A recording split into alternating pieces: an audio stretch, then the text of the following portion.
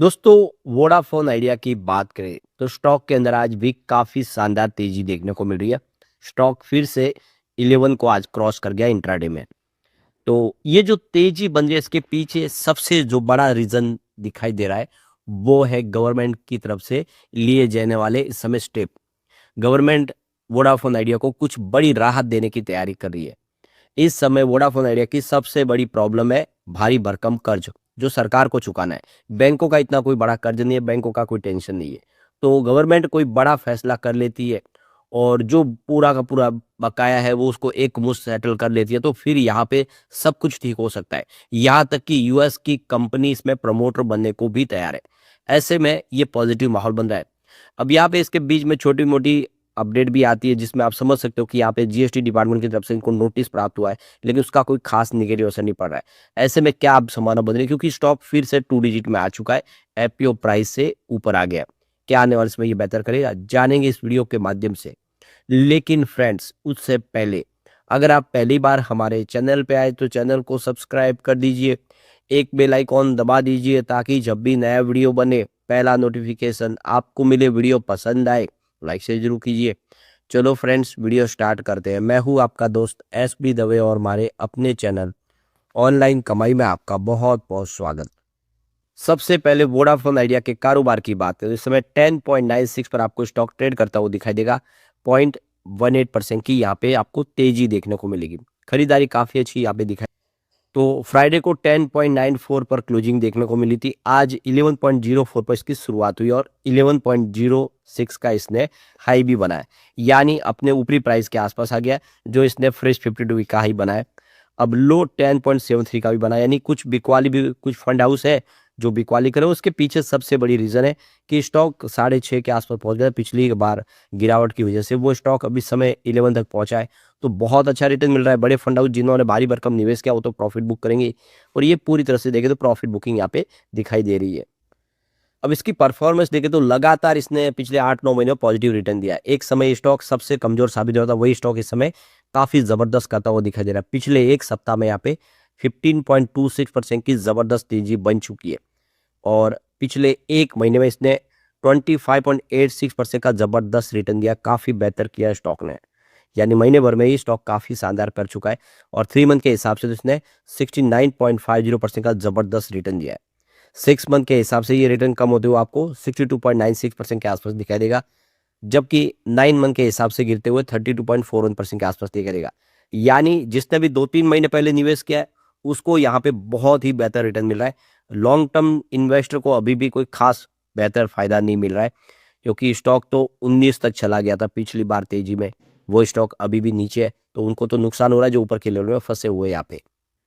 तो ये आप हिस्टोरिकल परफॉर्मेंस से समझ ही सकते हो कि 3 मंथ का हाई है वो 11.08 का, जो इसने 52 वीक का फ्रेश हाई भी बना दिया है। 1 ईयर का हाई भी यही है और आज इसने 11.06 तक पहुंचा है। तो आप समझ सकते हो कि स्टॉक अब उस लेवल के आसपास एक नई हाई बनाने को तैयार है। वैसे 3 ईयर का इसका 19.18 का है, ये अभी भी उस लेवल से नीचे है और कुछ लोग जो ऊपर फंसे हुए उनको नुकसान हो रहा है। लेकिन 3 मंथ का लो 6.18 का है। ये अब जो 6 रुपए का स्टॉक है यहाँ से 11 तक पहुंचा है।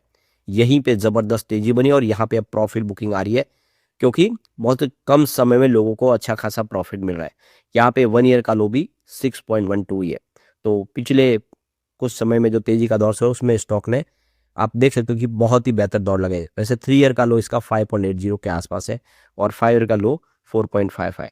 तो फिलहाल जो आप देख सकते हो लॉन्ग टर्म इन्वेस्टर को भी यहाँ पे जो निचले लेवल से खरीदारी की उनको नुकसान ही हो रहा है। नुकसान सिर्फ उन्हीं को हो रहा है जिन्होंने कुछ ऊपर के लेवल में फंस गए, जो आप देखे एपीओ प्राइस से ऊपर चला गया था 19 रुपए तक उस समय। तो ये जो पॉजिटिव माहौल बना इसके पीछे सबसे बड़ी वजह कि सुप्रीम कोर्ट ने सरकार को पूरी तरह से छूट दी है कि आप इस एजीआर के मामले में जैसे चाहे वैसे फैसला कर सकते हैं, हमारी कोई रोक नहीं है। तो गवर्नमेंट ने इस सुप्रीम कोर्ट के फैसले के बाद कोई एक शानदार और भरोसेमंद सॉल्यूशन निकालने की तैयारी शुरू कर दी है। 83 का 1000 करोड़ रुपीज की जो लाइबिलिटी है इस समय देख सकते हो वोडाफोन आइडिया के ऊपर, वो तो अब इस समय डॉट इसको लेकर कोई बड़ा फैसला करिए और यहाँ पे लीगल एडवाइस ली जा रही है। सबसे बड़ी बात है कि चैलेंज न किया जाए, किसी ने अगर ये कोई फैसला सरकार ले तो उसको आगे चैलेंज नहीं किया, इसलिए लीगल एडवाइस ली जा रही है।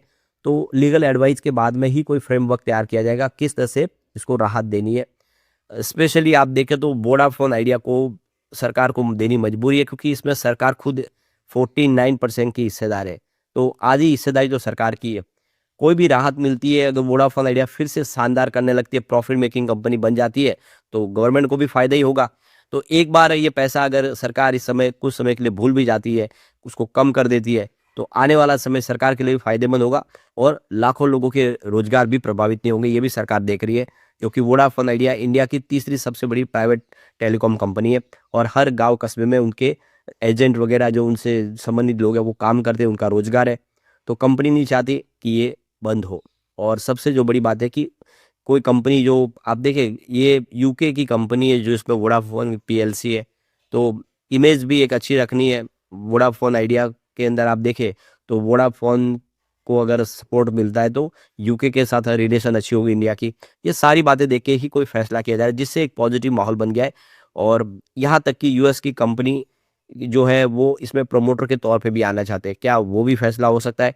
तो ऐसे में आने वाला जो समय काफ़ी बेहतर दिखाई दे रहा है, इसलिए वोडाफोन आइडिया के लिए फिर पॉजिटिव माहौल इसी वजह से बनता हुआ दिखाई दे।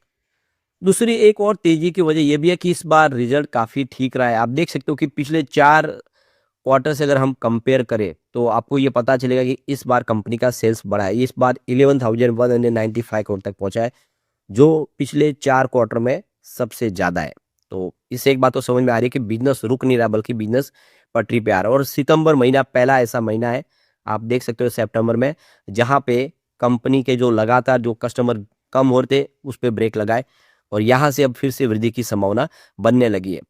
यहाँ पे देख सकते हो कि कंपनी का ऑपरेटिंग प्रॉफिट भी काफ़ी अच्छा है, 4,685 करोड़ का बताया, जो दिसंबर के मुकाबले जरूर कम है, बाकी 3 क्वार्टर से अच्छा है।